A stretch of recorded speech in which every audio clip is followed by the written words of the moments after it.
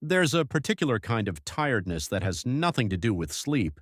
It's the feeling of watching everyone around you seem to move ahead while you're still trying to catch up. The neighbor with the new car every couple of years, the friend always posting from somewhere warm, and you doing the sums at the end of the month wondering what you're missing. Morgan Housel spent a book trying to understand that feeling, and what he found is more useful than it sounds. Doing well with money, he says, has surprisingly little to do with how clever you are. It has almost everything to do with how you behave. This isn't really a book about investing. It's a book about the quiet habits and mistakes that decide whether money brings you peace or pressure. Over the next few minutes, I want to walk you through three of its ideas, and by the end, you'll have a couple of small things you can actually try this week. Not someday, this week. Here's the first idea, and it's the one most people get backwards. We judge how well others are doing by what we can see: the car, the watch, the house, the holidays. But everything you can see is money that has already left. It's been spent. Real wealth is the opposite. It's the money that didn't get spent, sitting quietly out of view where no one can admire it. So the neighbor with the new car might be doing brilliantly, or might be one bad month from trouble. You genuinely cannot tell. But every time you compare yourself, you quietly assume the best version of their life and the worst of yours. That comparison is a game you've already lost before it starts. The shift is simple.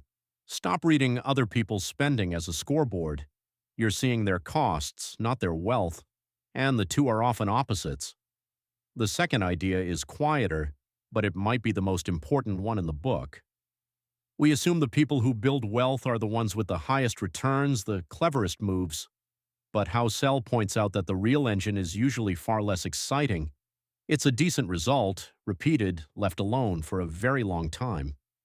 He writes about one famous investor whose fortune came not just from skill, but from the simple fact that he started young and never stopped.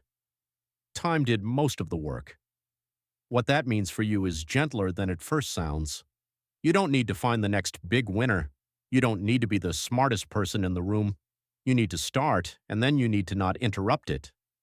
If you've ever felt you started too late, here's the quiet relief in that. Your advantage was never going to be speed.